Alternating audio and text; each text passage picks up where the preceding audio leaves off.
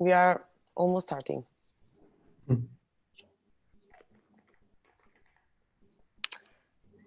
Hello, good morning, everyone, and welcome to the first Green Years Meet the Directors session.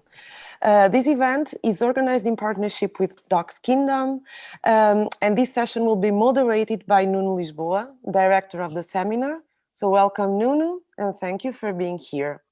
Before starting, I would like to remind you that this is the first of 4 sessions, so please feel free to join us on the 27, 28, and 29 of October to attend the other 3 meetings with other filmmakers of the Green Year section.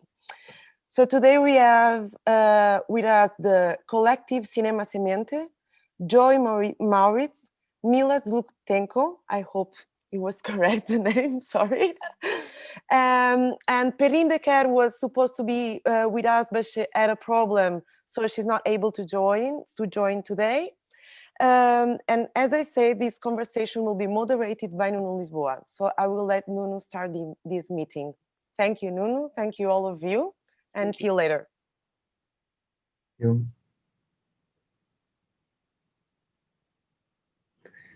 Thank you, Glenda. Good morning to you all. Welcome to Doclisboa and to Nebula and to Green Years. Can you hear me well? Yeah. Yes. Okay. Well, I'm honestly excited to have this discussion after watching your films, which I really liked. And even if we're in this somewhat peculiar situation, I had to take I rode my bicycle, and then to enter the building, it was a longer process than arriving here, just to be in this empty room, literally, where I'm standing alone. So of course we were, and I suppose you most of all, looking forward to share your films with a real audience. But anyhow, we're do our best to have at least this little circle of discussion. I would rather propose that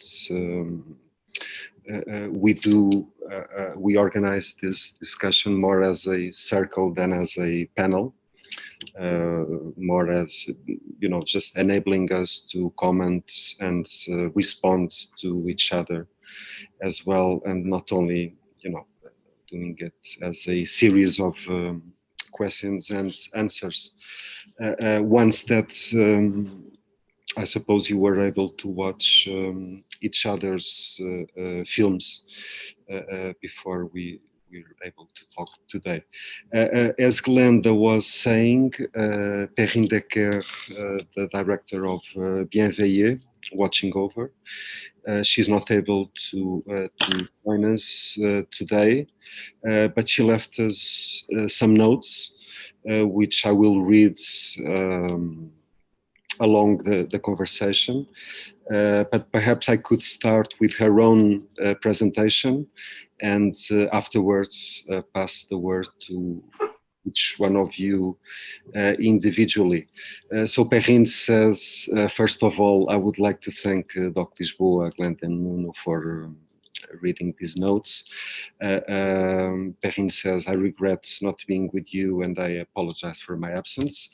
I watched the 3 other films of this first session with great attention, and I congratulate all the directors. I enjoyed all the movies, she says. She presents herself as a French literature teacher for 10 years. And after working some years abroad in French high schools in China and in Istanbul, Perrine has decided to go back to France in order to resume her studies and attend a film school for 2 years. Creadoc, where she studied and developed this film, Watching Over, proposes to the students to work just on sound during the first year.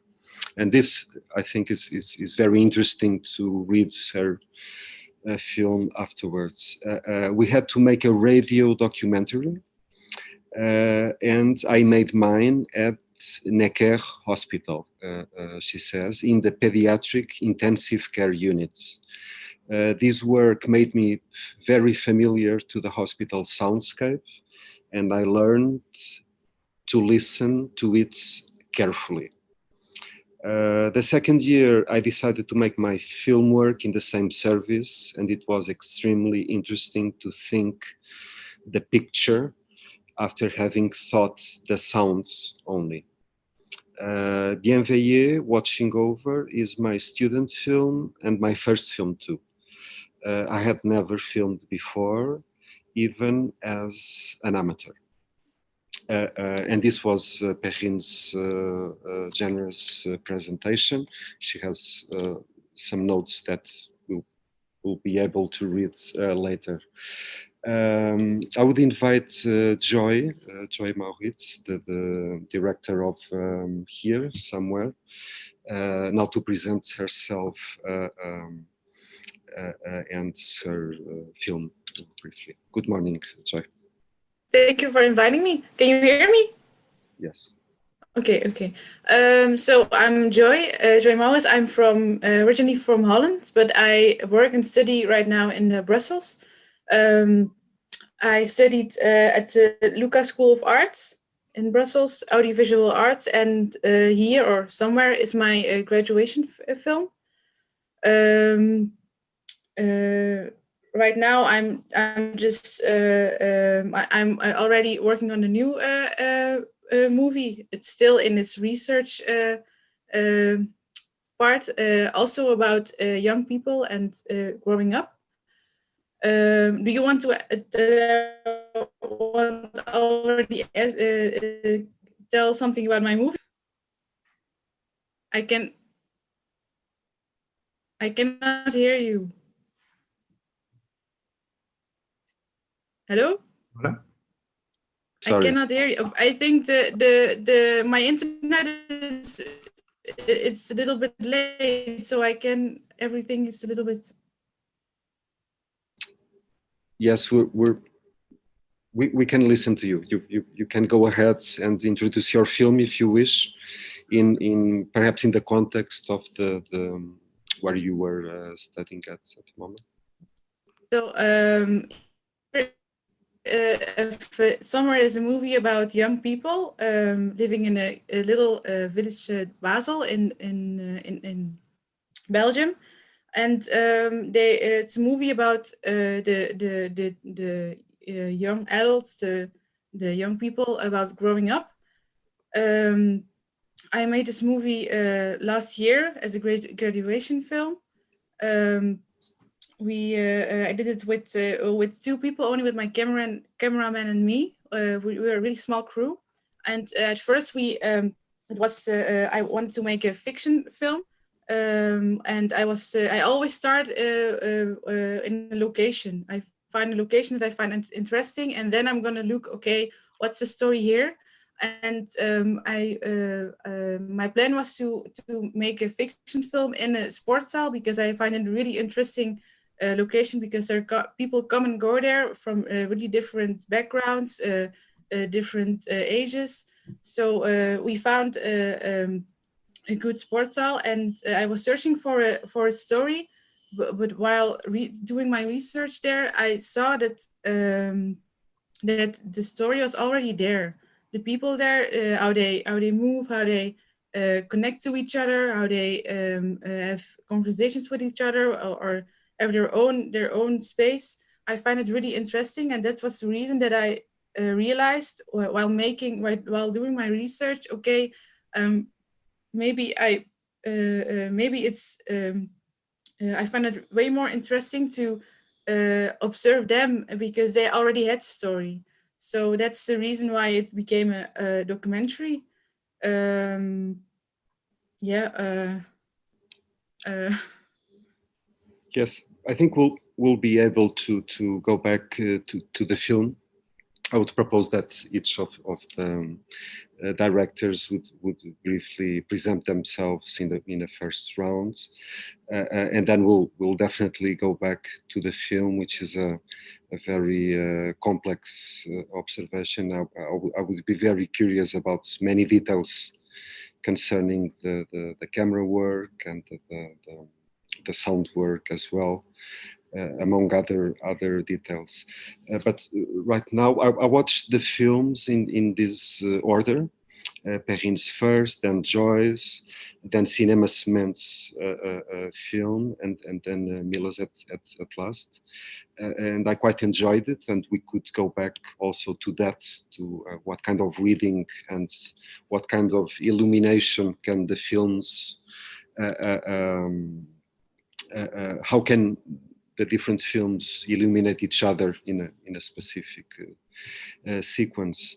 But then after somewhere, identified then Cinema Semente, we have Andres and Paloma with us to briefly also present themselves and this project. Hello. Thank you, Nuno, Doclisboa, first of all, for creating this event and having us here. Bueno, I'm Andrés, and with Paloma Hernández, Pablo Paloma, Pachi Burillo, and Alfredo Ruiz, we are part of the collective Cinema Semente. We met in the Elias Querejeta Cinescola, that is a very young and beautiful school in Donosti, in San Sebastián, in the Basque Country. And bueno, to explain the film, I think it's helpful to explain a little bit the whole, how we started as a collective and what were our interests. Paloma and I are from Galicia and had like a couple of notes, a couple of common interests that we wanted to explore, that were basically cinema in rural context in Galicia.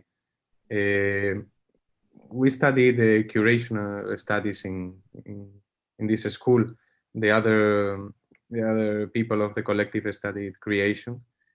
So we started focusing on cultural activities, and we started doing quite of a big, too big and sometimes messy research on, let's say, try to map the dynamics of and the agents of Galicia in terms of the cinema mostly, that were working in rural contexts. During these past 2 years, we have been meeting these people basically, and we started with the aim of, let's say, with an utopia of creating a cinematographical space in a rural context in Galicia. That was like our goal, let's say. That it kind of focused our research and our path. We quickly realized that was a very big task, very hard task that will take us years, and we were fine with it. But we start to look for places in which this could happen. And we found by pure chance this Aldea de Abarca, this little village, abandoned village in the province of Ourense. And we were very interested by, well, first of all, by the village itself, and we started to talk with the people, to do a little bit of research, to know why it was abandoned in the first place. And well, from that curiosity and fascination, we made the film in a very not a scripted way, let's say. And several other projects came out from that experience in which we are still working. Among that, this last summer we made an event in this village, in the council that it is part of. That was basically a screening and a little encounter between several people that had lived there and several neighbors of the town. Bueno, I think just want to add something real quick. Thank you very much for having us. It's real nice to be here, and we watch all the films, and congratulations, because all of them are beautiful and we really enjoy them. And I was just wanted to add that what is interesting about the school that we met in Elias Querejeta Cine Escola, I think it's basically that all our backgrounds are very different from each other. Like I did art history, Andres did, well, I don't know the name in English for that degree. It's well, Pablo did, it's a director of photography. Pachi, it's an architect, but he's a cinematographer too. So what I think it was interesting, what happened in the school, it's that we all met there, and basically we got around and we got together because we shared certain feelings about cinema, or maybe about how to create movies, or whatever, how a way to work together, and how do we want to work in cinema and with each other, and basically that happened. But I think it's good to know that all of us came from like really different places, and we got together for this project. Thank you, Paloma, and Andres. We'll of course go back to you again, circling. Good morning, Mila. Welcome as well. I'd also invite you to present yourself and the context in which you made your film Binocle, Opera Glasses.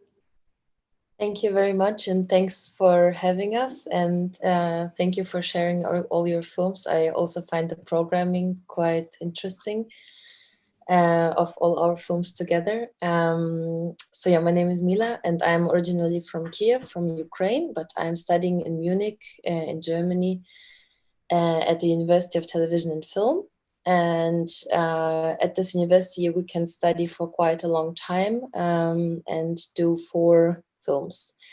And Opera Glasses is my 3rd film, meant to be made in the 3rd year, but I made it a bit later. And I filmed it in Ukraine, in the opera, which has an special meaning for me because I know it from my childhood. And so a few years ago, I went back to Ukraine after a long break where I didn't travel back home. And I went to the opera house, and I had the really interesting experience of seeing this place with 2 kinds of eyes. One is from the Western European perspective and from the experience of knowing how culture works here. And one is from a very nostalgic childhood perspective from what I knew from before, from the opera house. And this is where the idea was born. And then it took me like 2 years to really go there and make the movie.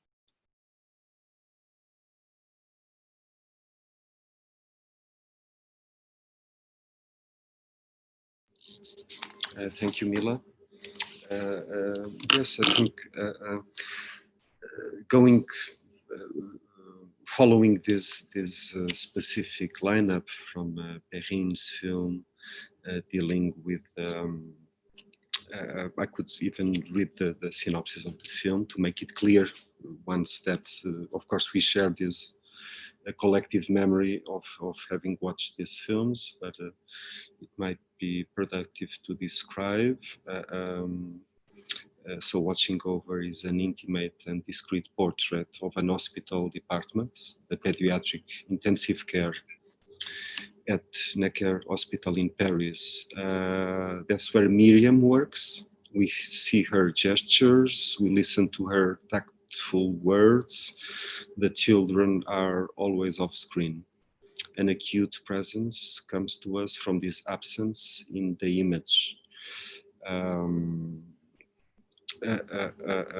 This is probably the only film of this program which has like a protagonist, an individual character as such, whether all your three films in a way do portray a community or communities, whether fleeting or permanent, whether if you're looking for its traces as cinema collective in the present, even if in the presence, all the films seem to me that they are, let's say, in the present tense, even if they might be dealing with your own memory, Mila, of your own childhood memory, or even if they're looking for these traces of transmission through a landscape or the ruins of an architecture, but always to, let's say, imagine and project and not only record. Yes, and in going back to joy, maybe that we could go and later somewhere, and I'll read the synopsis. So in somewhere in a sports center in Basel, young people not only learn to walk within the lines, but also to explore these boundaries. A portrait about the open-mindedness of girls and boys who, each within his or her own worlds, come together in this microcosm and search for connection. You were already letting us know how you worked with a very small team. And I was honestly impressed with the form of the film itself, from the shooting to the editing structure. At the end, it's like this end of the day, and it's edited like in parallel editing, like we're here with these guys, and at the same time something else is happening, and we can go back to the same conversation. Like one thing that was struck me right now, that you were saying that you worked with only with someone else. I was going to ask you if you were filming with one camera only, as even if within the same dialogue, it's a very interesting camera gymnastics. Just so you're in there in a very particular place, but I would invite you to maybe to describe that place where you and your colleague with your camera and your microphone, and even how did you develop that relationship. Sorry. Okay. So as I said, I made the movie with only a camera person and me.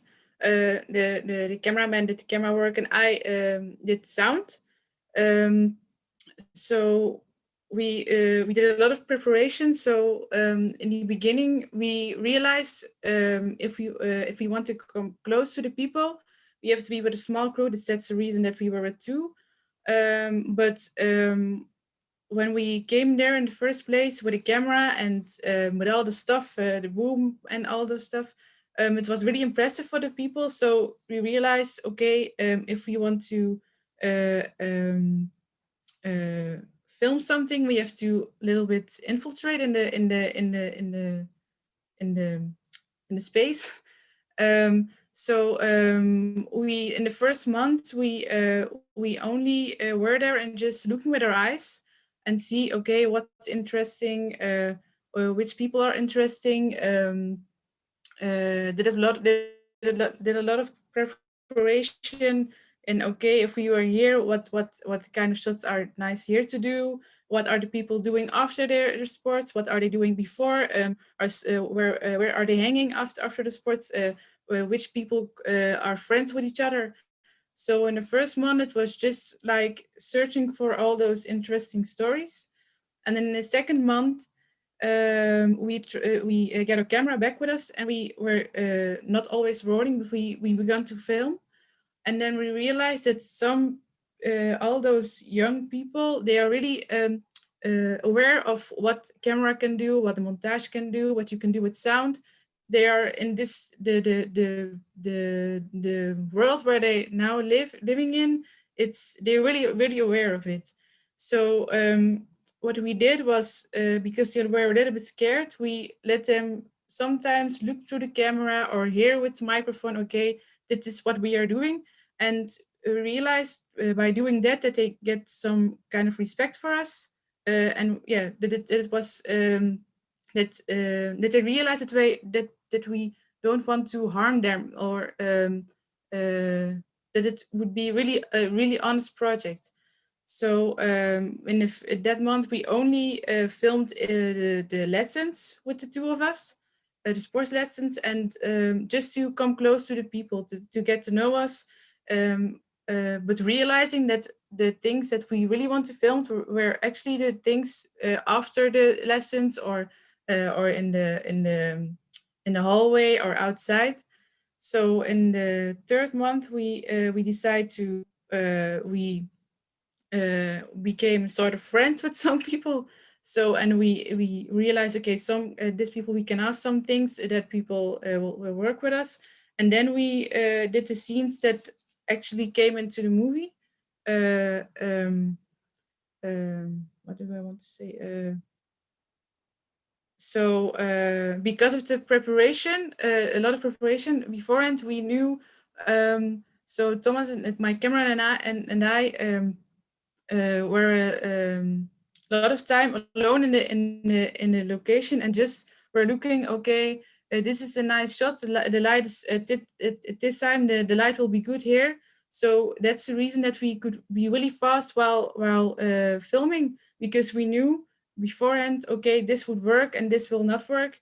And that was the reason that we get those scenes that you have the feeling sometimes, okay, are there more cameras, or is there one camera? It's just because of a lot of preparation, we already knew what's gonna work. I don't know if that's answering your question. I cannot hear you. Yes, it's very clear. I would like to ask you specifically about the sound work. Once there seems to be a different scale regarding the relation between the shots and what we're able to listen to.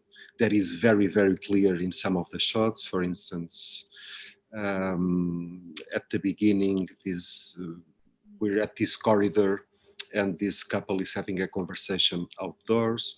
But in general, we seem to be closer by the sounds and keeping some distance through the image. How did you do your sound work? So for me, it was really interesting that in image we want to feel the space, the how they position in space, how they connect to each other in that room. But in sound, for me, it was really important that we could hear what he say, because that's for me the thing. How you for me how do I explain this?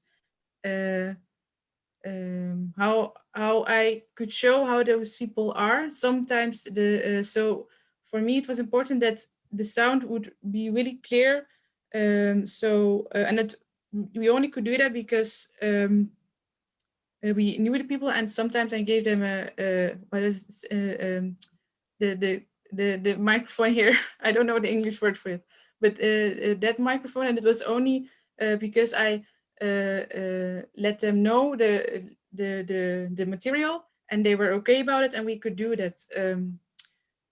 I don't know. I find it really difficult to say it in English to explain what I mean. Yeah.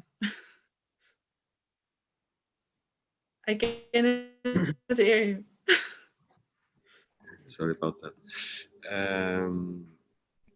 Yes, but it translates in our own experience as viewers in a very peculiar way.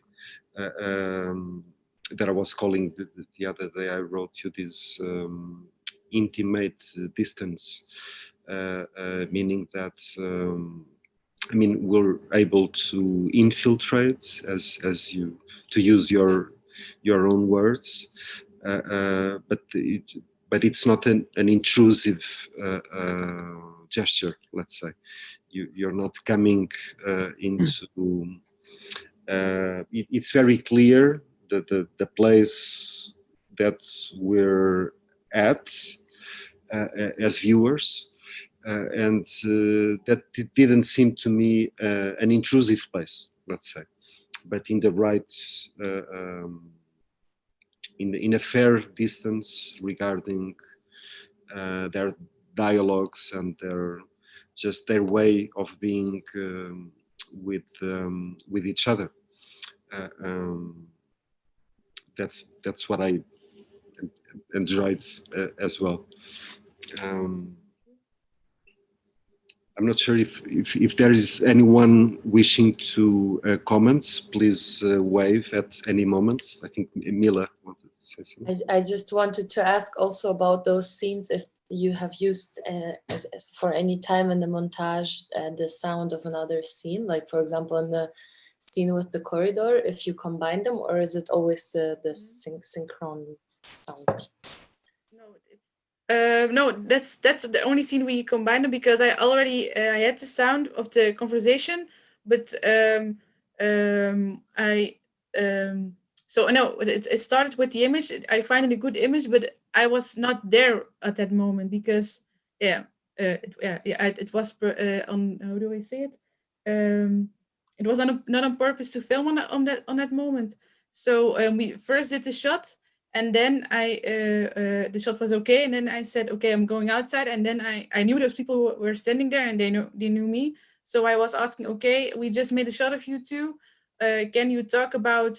I asked about, because I knew she was dating with a boy. So I asked, can you talk about that? Because I talked with her in person also about it. And she was, yes, okay, I will talk about it. And then, so that's the only scene that was not sync. But all those other things are, yeah. So the scene, if you see the girls, you have the big window, and they're training inside, and you can see their mouth, but it's the actual scene that's happening over there. I wanted to ask you, Joy, about what you mentioned before about how this generation it's really kind of used to seeing images, create images about themselves too, and how they present themselves in a different way before the camera and stuff like that. I wanted to ask you, because maybe I'm too of a romantic, but I still think that the generation that could have, I don't know, this young life without like all these devices that are related to directly to image itself and how we portray ourselves and everything, and how we connect with each other and how we talk. And I wanted to ask you, what's your experience being this close and with a camera on, a camera that is not an Instagram camera? I wanted to ask you, how was the experience with all the people that you work with, like the young people, and how they, like, if you could talk a little bit more about how they reacted, or how did you find it different that they act different because they already know all these devices and stuff? Actually, the first time I realized they act different because of the camera, but because of they're so aware and already a lot of time spending on Instagram, they are aware that the image they show, that it can be everywhere. And for us, it was something that worked in a good way, because I felt sometimes that they were not afraid to show themselves, because they already did that with Instagram and Facebook and that kind of stuff.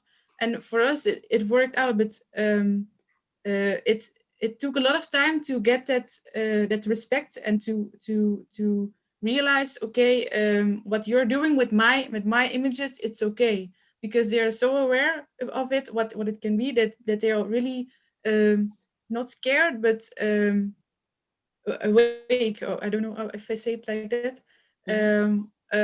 So that's really worked out. But also sometimes I find it difficult because they are the generation that are doing a lot with social media and kind of stuff, and I don't want it to be the main part of the movie.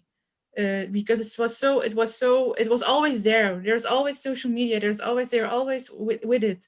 So it was for us a little bit like playing with the kind of stuff with Instagram and what are they doing. But I think for us it really worked out that they are they are already knew that kind of stuff. Thank you. You have, of course, the skate sequence in which they show each other the video, but mostly the very beginning of the film. I thought it's interesting how it proposes something from this voyeuristic point of view. I suppose it's the surveillance cameras that you immediately contradict, let's say, in the first shot of your film. I thought that that was yes, powerful. That transition in one cut. For me, it was really important that the viewer would know. Okay, these people are really aware of that they will be filmed. So that's the guy who does this in the image. It was for me really important to show that. Yeah. Just going to ask you if you resorted to that kind of method or strategy or just way of working with them, that you were just referring how you asked them to, let's say, reenact a dialogue that they had like the day before, and if that happens often or just at once. It doesn't. It happened 3 times. It was the time with the hall scene, and then the girls talking about their teeth. I already heard it in a couple of weeks ago, but we already packing our stuff, and the end scene was directed in a kind of way, and I find it really difficult as a filmmaker to get my own to say to the people, okay, I want you to do this, because I find it I realize it when I let them be themselves, that it would be more that um, there would be more out of coming out of them in a way that, how do I say this? So that when I let them be themselves, it was way more interesting for me than saying to them, okay, can you do this? I tried it a couple of times, but I felt, and it was just a feeling that it didn't work out the way I was. So I set a step back and let them do their thing. Yes, I think it's very interesting and complex. That space that you create through your own film, and in which the adults are totally absent. You know, you don't see one adult in the film, and that's really cool, right? In the sense that they own their own images, they're aware of the tools, but they're in this space also, which is a very autonomous one, and you don't sense that the adults are missing. You sense there's a full world there, and that there it is with it. You know, even with the phone calls to home, it's pretty. There's no tension. For me, it was important that to show that they are living in a world with the rules from adults. Also in the sports hall, there are a little bit rules and exploring their boundaries.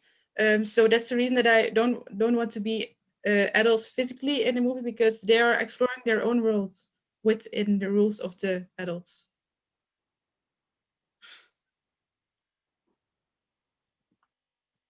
I cannot. Yeah. I cannot hear you. You can now, right? Yes, I can now. Yeah, it's okay. This could be maybe even not the theme, but a fact that goes through the several films of this program. Not that you don't miss them, the adults in your film. You don't sense their absence, but it is a fact that they're not there. As in Perrine's film that you've watched, of course, it's very clear that all that, the building, the gestures, the techniques, the care, the watching over, has at its center these beings that are absent in the image itself. I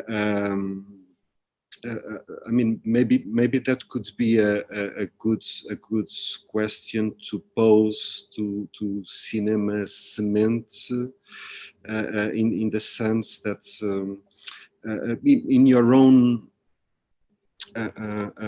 your own practice, I mean, in your note taking, as the film, well, it begins by this drawing being made, of course, and there's I mean, your film, as compared to the other three films, of course, it's a more hybrid gesture, in the sense that it's not a purely observational film.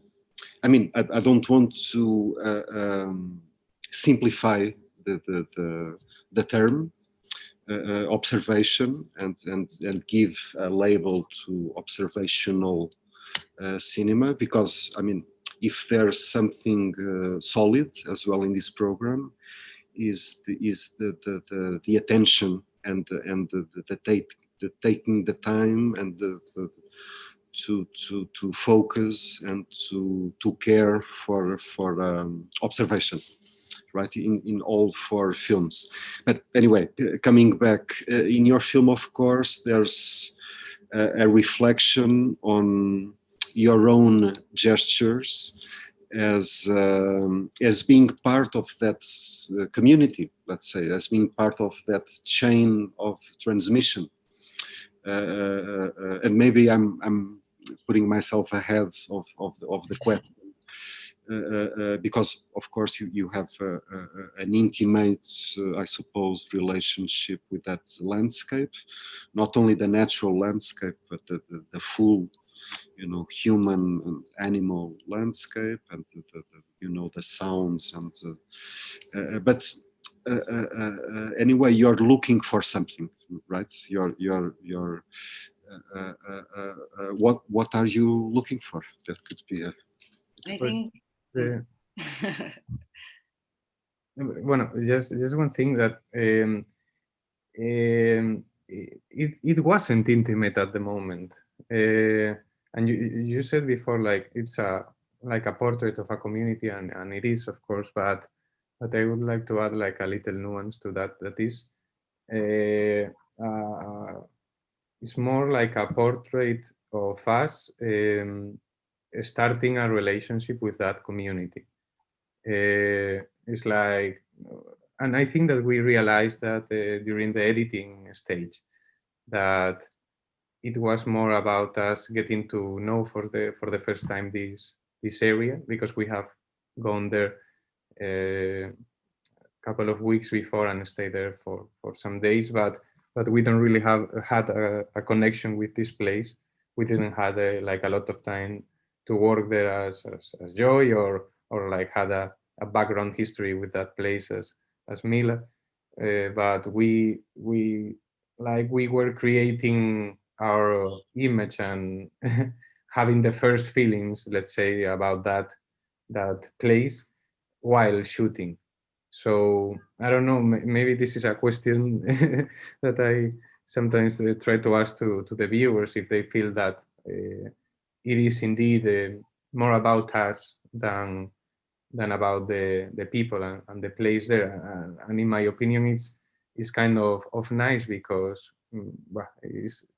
I can't find a better word for it, but might be honest, like, starting with us, and not trying to fully portray the people that we barely know.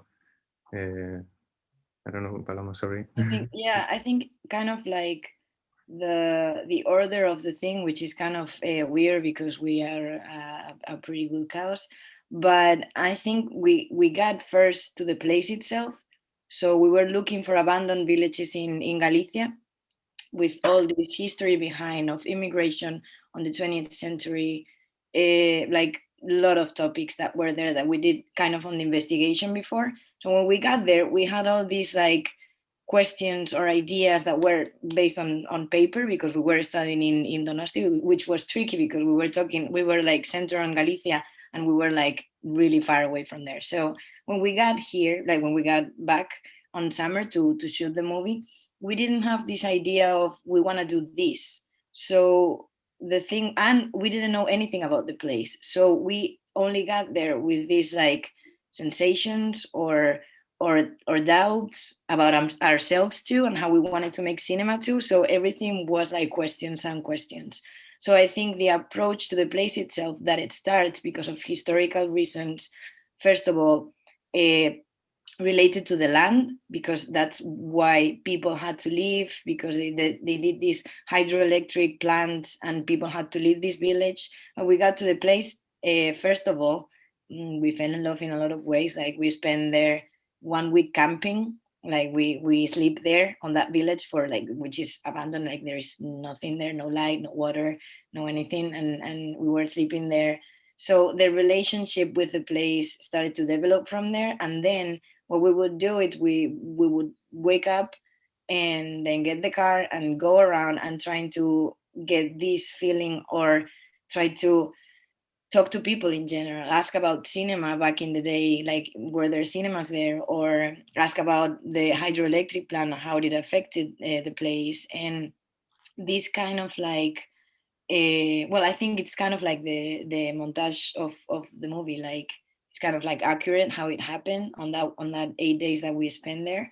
And I think you can get the feeling of us like just like going around and just like meeting somebody and getting to learn this today, or seeing Manolo with the bells and stuff, which was like what is happening. And I think which is something that we have to be concerned about. It's that we talk a lot with like older people, which I think if we are getting into rural spaces is something that we really be concerned about, because they are the life archive of the place, for example, that we were interested in. Like when we went to Abarca, we met Manolo, the guy that rings the bells.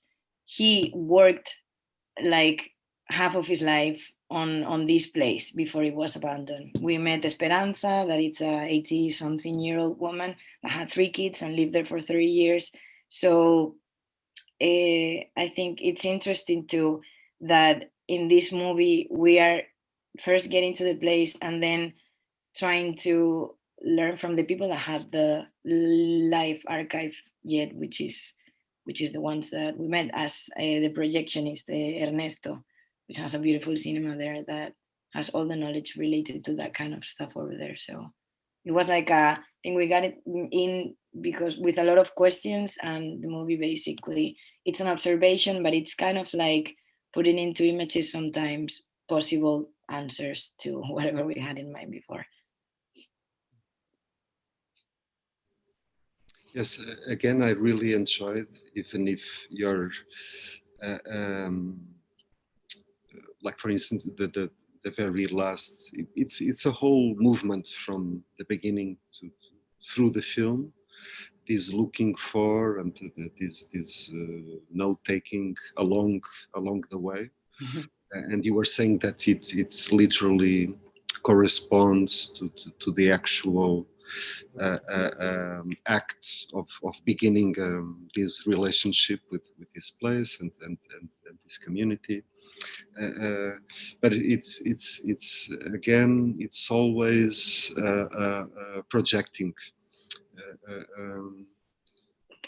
like it's it's the last sequence. I think maybe one of you asks, I suppose it's to the architects in the collective, well, these houses, how do you imagine? So the exercise is always a movement forward, and not it's not a fetishistic film looking for reliquias, no, for this. But it's very humble and very ambitious in this proposal of documenting this your own approach to this landscape. Would you have? This was like my feeling. I think Mila is waving and has a comment. I just wanted to say that I found really beautiful how you have this intuitive curiosity, and it's even more impressive because you said that you had this paper research, and it's always difficult not to come with your intellectual construct into a place and to try to impose it. And I had the feeling that you were really open and with a really fresh eye. So the film has this lightness, which is really nice. Thank you. I think that maybe that was in part because we had like a year-long research, and we would have during those days there a lot of conversations of intellectual topics, maybe if you want to, but at the same time we combined that with having a script that was basically a list of items. So it was like, yeah, let's go there and find this. So it was a very fun exercise. And regarding what Nuno said, I think that at the time we were shooting, we were also like trying to destroy or to prove that they were on a lot of topics about rural places and about this specific area.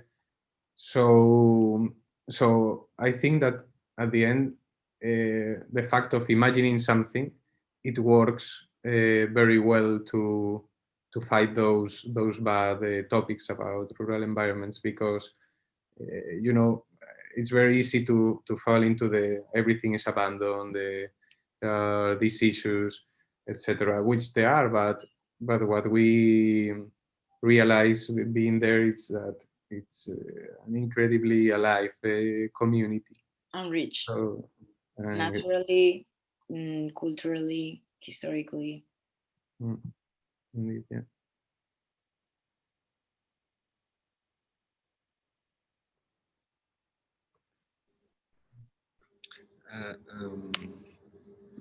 Well, another transversal theme, perhaps across the films. I was just realizing it as well. I mean, mostly talking about your three films. It's this well, the work of imagination, of course, but as an active as an active as an active place from ourselves as spectators. I mean, if an image doesn't project something besides what we're actually seeing, maybe it's not even an image. And of course, the films we were proposing the other day as a way of talking about the films. How did your creative options or formal choices derive from specific decisions taken at the very beginning, or real constraints regarding your the film you were doing, and that's of course very clear in Perrine's film, Watching Over.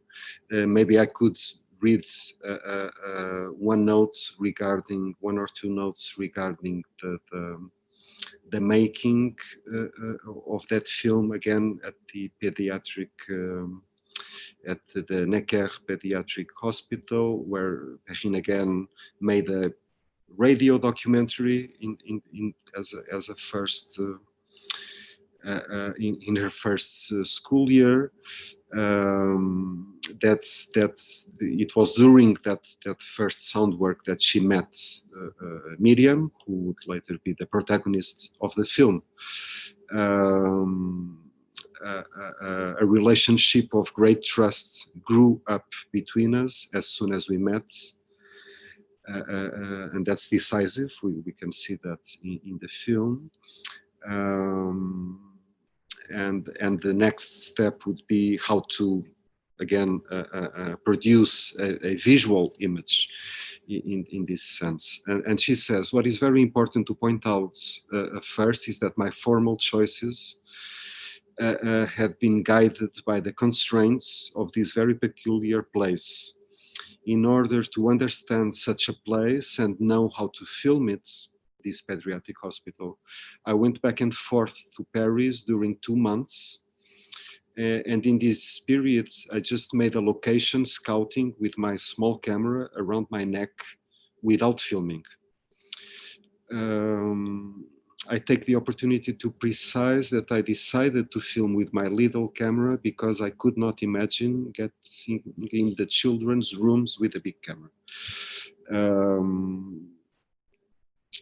So I observed the hospital, took a lot of photographs. She did a long and full location scouting, and through that observation work, the actual writing of the film, and even a part of the editing, she says, came from that scouting.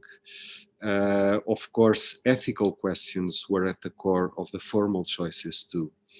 Perrine says, I ruled out even the possibility of filming the children with tubes or bandages, even though I sometimes obtained the permission from their parents. So the off-screen choice was a natural imposition for me. Along with the off-screen, I took the choice of filming with a tripod and no camera movements.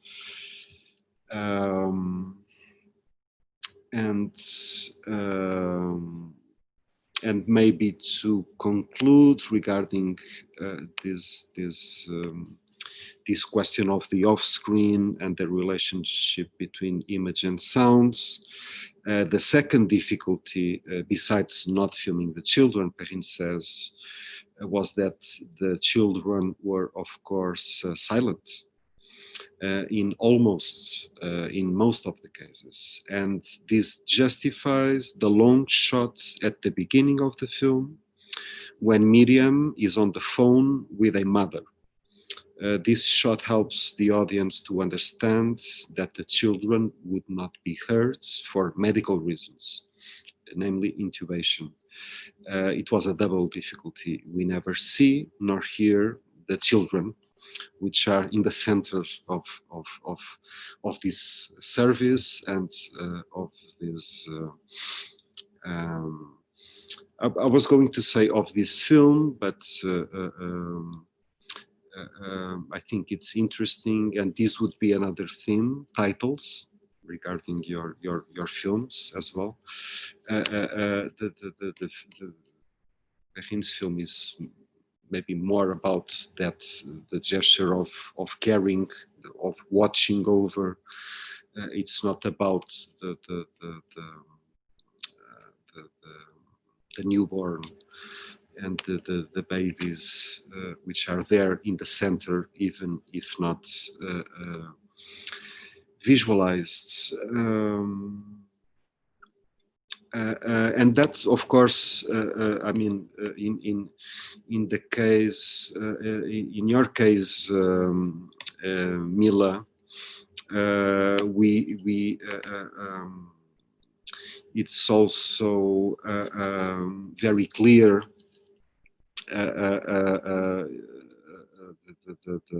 the film itself in what regards your formal choices or your options as well. A film is never about everything, even if it's about a specific place, as your film is filmed that is at the opera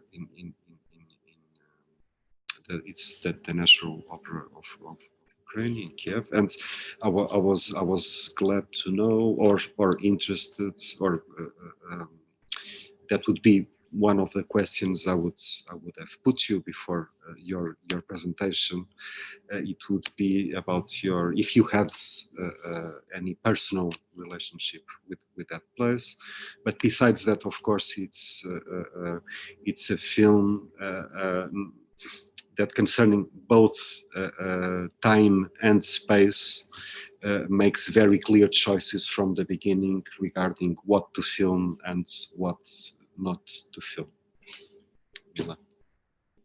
Yes, well, the absence of the show is, if you want, the red line in the absence things of the films that we have here today.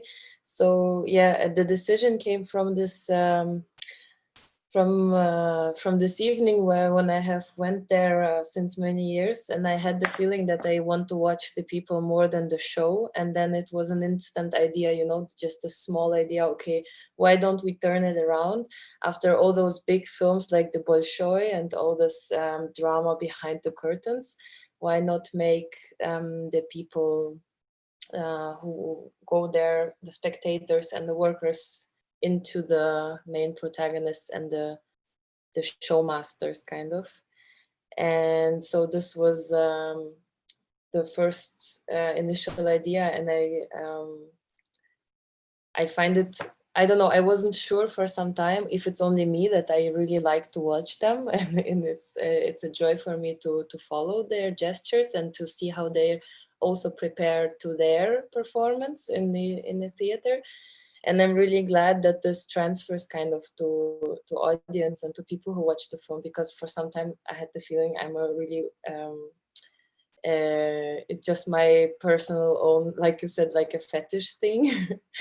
And I'm really glad that the film kind of makes an experience that I think many people know or find interesting. For example, for European audiences, how this was what I thought, and the performative part was really for Western European audiences, it was really new, because in Germany people don't perform as that in public space, and in Ukraine people just take the public space for themselves, and they don't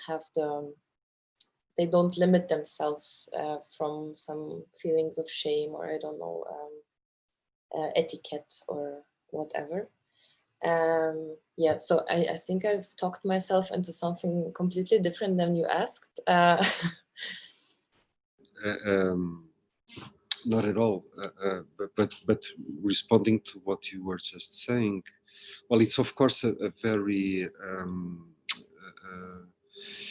it's a very interesting place, I imagine, as an observatory for Ukraine society, in the sense. I mean, I would be curious about what kind of audience is this.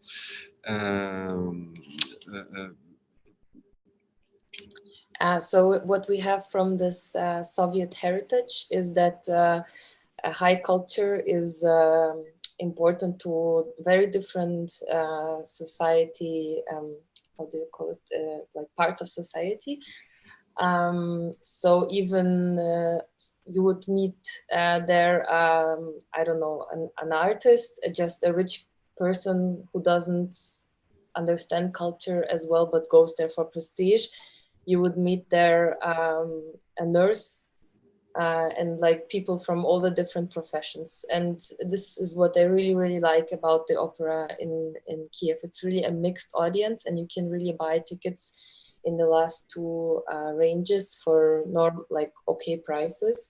And what they also do is that they give some tickets, if they are not sold out, they will give it to elderly people who really love to go there. So through this, you have a really kind of mixed slice of all the people, I feel kind of, that we have in Ukrainian society. And what is also interesting is that this place is such a female place. Because a lot of the majority of the workers are females, and a lot of women like to go to the opera kind of. I don't know, it was really impressive how, especially at national Ukrainian operas and at ballets, you would have really a majority of female audiences. Yeah, and so this was also we tried to do it in the dramaturgical structure of the film, is to show the different levels of the opera and how the higher you go, the less glass and crystals you would have, and it looks less glamorous. But still there are devoted people who really enjoy their time over there. And like in the Belletage, you would have like this really, really fancy rooms and corridors, and people also behave more as if they are in a really important place now and performing over there. Yeah. Yes, it's interesting how the mirror is important in the film in several. Well, it's of course a constraint where you're there with your camera because you cannot look frontally. But it's very curious how you were saying, they appropriate themselves this public space with these very intimate gestures on themselves, with the maquillage or just combing their hair. Also, actually we had some like different red threads for the film, like themes. One was the performance of the ladies who work in the wardrobe, because they also prepare themselves really carefully, although they're there every night. Then the performance of the audiences, and then we had some materiality themed threads. For example, the plastic bags, like the fascination of people from Eastern Europe for plastic. And then and the contrast of the plastic bags to the crystal glasses and to all that bourgeois ambience that you have in the opera. And so we tried while we were filming to find these two parallel themes and to contrast them with each other. Well, it couldn't have been made in a hotter country.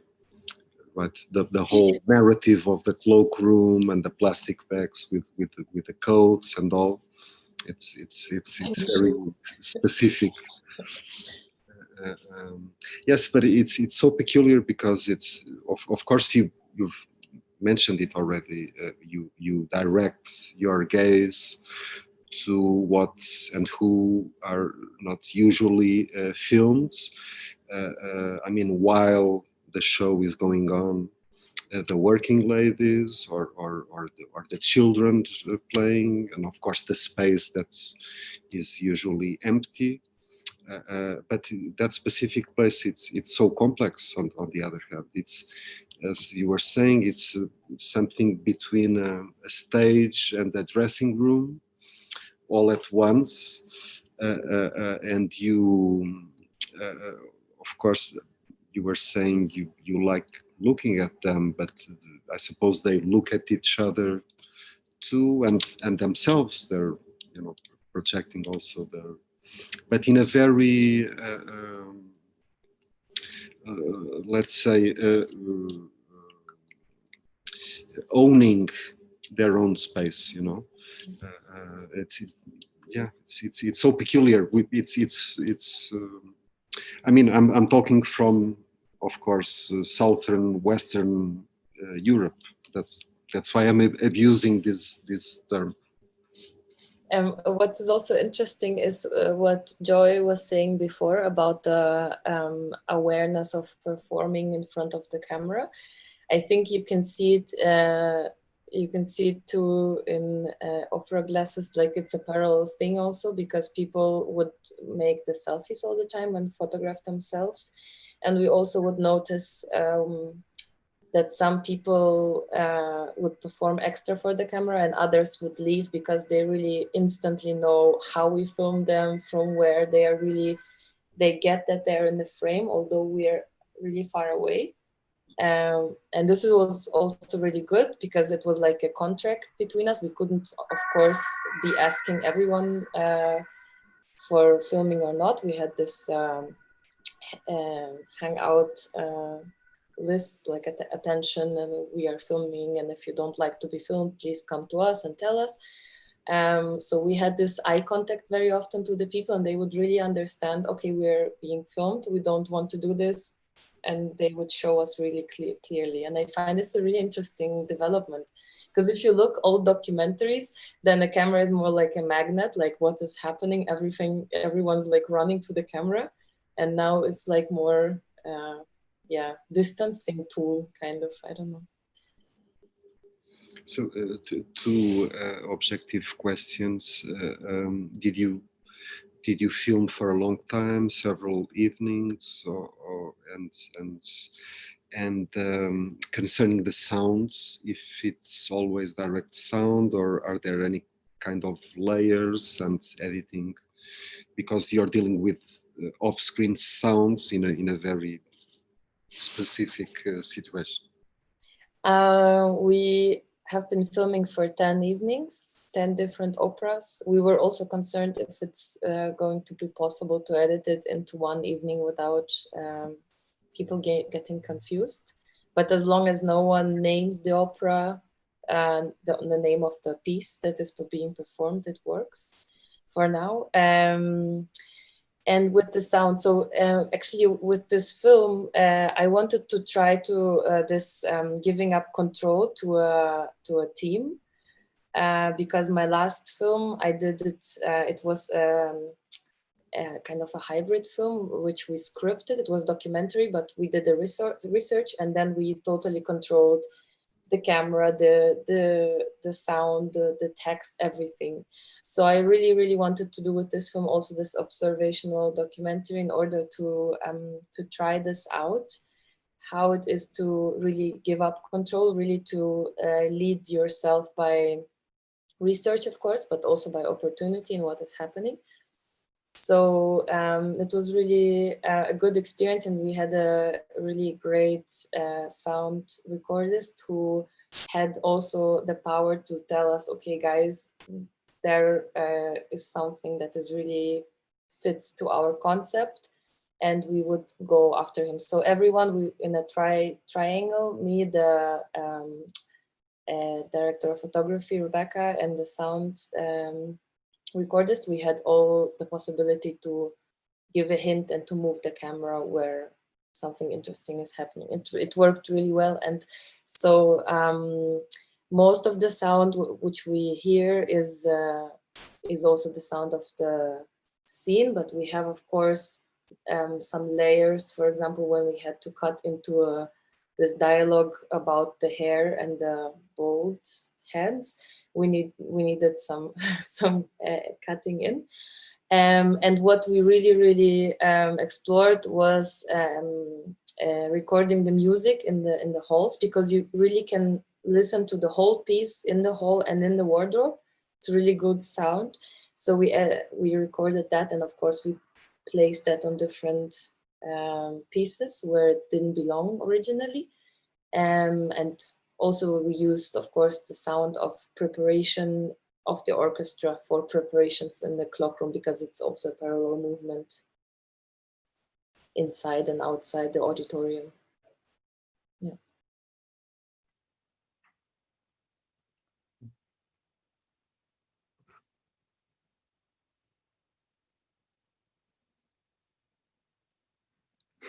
I forgot to, it's the gesture and words link. sometimes it's missing. This is an open conversation. There are a few attendees as well who are welcome to put any question that I will be able to transmit to the filmmakers.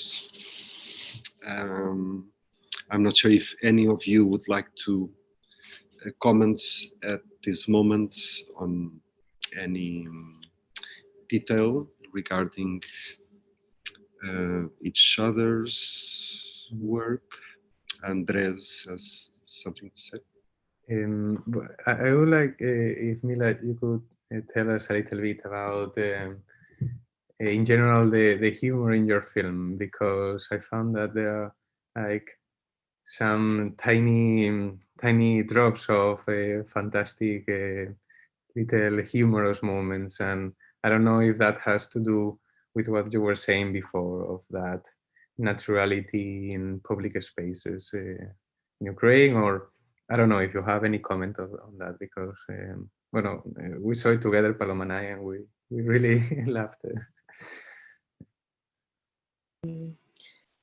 Yes, I think it has to do sometimes with waiting enough, and also really with being with this personal moments in public space, because also, for example, with the man who is drinking cognac, this is a really long shot, and it took us it was really difficult to stand there, because at the moment we didn't think it was important, and then in the editing we were like, okay, this is why we didn't stay even longer and wait for it. So most of the times it was the waiting and really to give the shot the possibility to develop, and then this small developments kind of trigger the laughing, because you kind of feel yourself as this person. I think you project yourself into this person a lot of the times. And I think it's also maybe this a little bit superficious kind of behavior that you have in places like that, and also the superficious kind of talking that you do if you just have met for an evening like that, which then transfers, like, for example, the dialogue that I talked about before, where superficious things like hair is projected onto politics. This is for me kind of the sense of this place, right? So you have this really heavy topics on one hand, and on the other hand, it's really superficial and kind of on the surface. And that is how this humor, I think, comes into being. And also because the people are amazingly relaxed, and sometimes also with the old cloakroom lady, I was amazed how she knew that we were filming, and how calmly she would put all her stuff in place and really be taking her time. And this taking time is sometimes also really funny, because she was not rushing, and people outside are waiting, and she's like, okay, I will do my things no matter what. But a lot of things were also luck. That has to be said. One thing that I love about these scenes that we were talking about, that they're like really funny. I love when the woman on the wardrobe says, like, he can even hit the note when it finishes. That was beautiful. And I watched it with someone who really understands some notes in music, and this person was like, yeah, she's right. He really doesn't hit the note.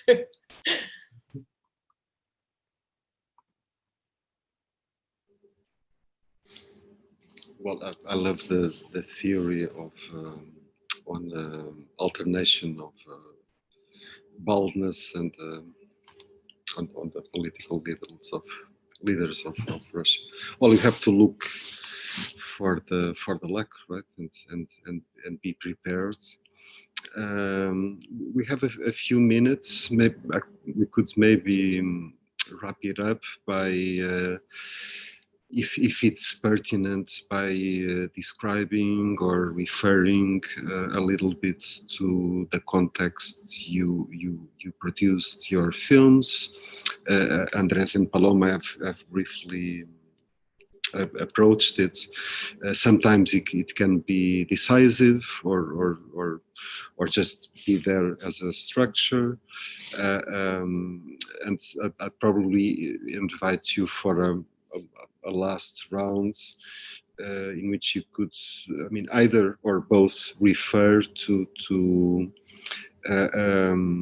your experience, if it was a great one, of course, at school and the work you did there, and or about your present and future plans regarding filmmaking, if you're working on something else, and if it's linked in any way to your present work.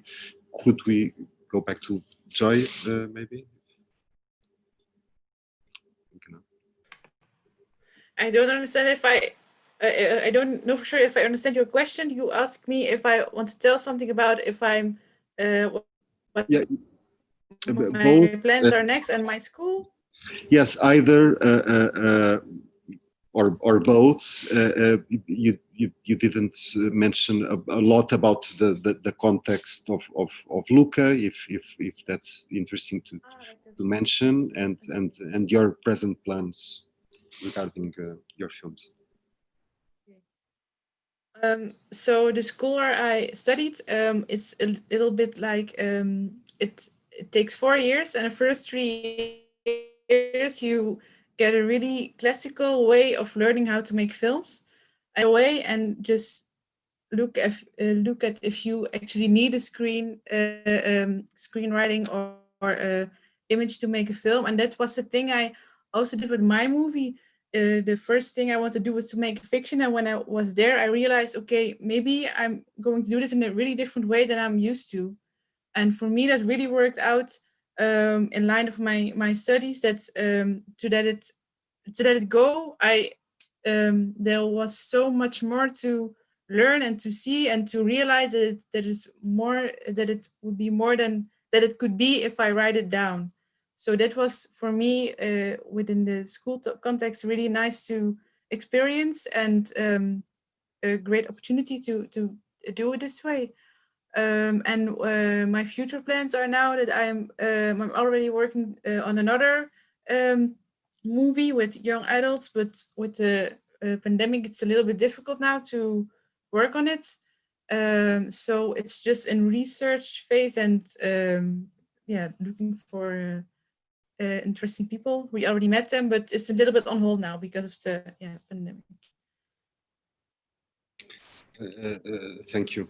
So, would you, in a normal context, follow up on the same kind of methods, working with people, and how did you, or if you are rethinking just ways of doing the film as the ways of being together are being at least, let's say, more difficult or questioned as they in the present times, I mean. Okay. So I would because of for me this making this movie was a great experience. So I would like to do it kind of the same way. I do miss some fiction parts about making this movie, so that are things that I now have questioned about if I want to do that again.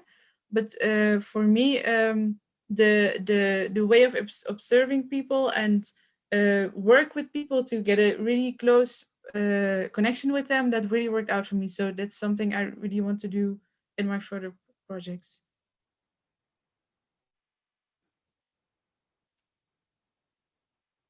I cannot hear you. I would segue to Cinema Semente. Paloma, Andres, and Paloma already mentioned that a few other projects were coming out of this first approach. At what state are you at?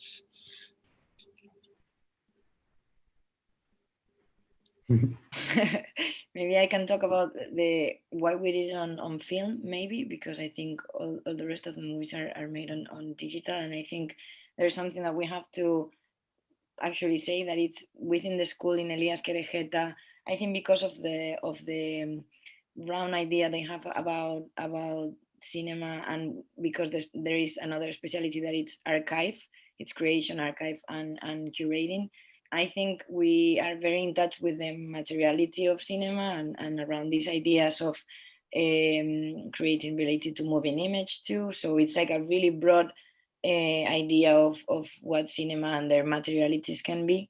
So we did have basically an opportunity to use film, and I think we wanted to explore that media too, and maybe it's another exploration about what we were doing, like working on film. And I think, well, maybe there is still this point of that it's maybe a natural inclination to, from an aesthetic point of view, of just using film, and that Pablo, it's the DOP, it's like the greatest cameraman. So there was this, but we had all these materials from the school, so we did have the opportunity to create the piece itself or the project, but we did have like a support from the materiality too, that was important. I don't know if you want to talk about the future. there's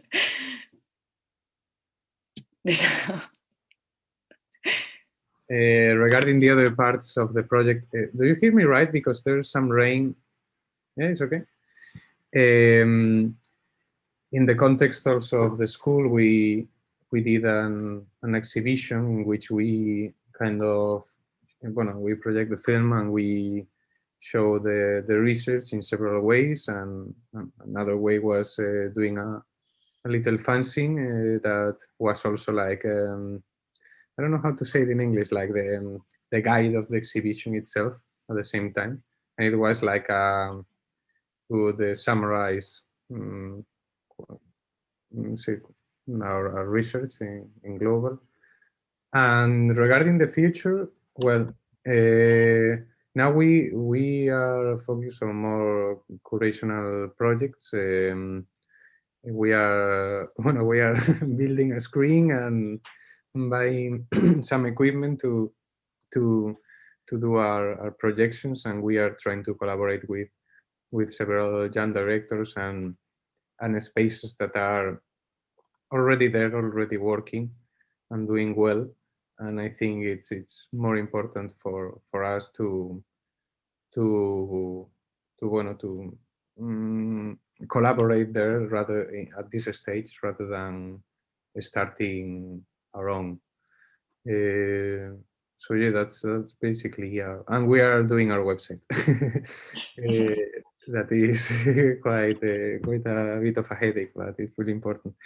And well, we are on that, and we'll eventually, I hope, shoot another film, and we'll definitely come back to Abarca and that area to do some more activities. We are hoping to get some funds for doing a workshop there and stay there the next summer. That's it. Thank you, Andres and Paloma. Mila, would you like to add something in the same context? Yes, so I have done 3 films of 4 that we have to do at the HFF in Munich.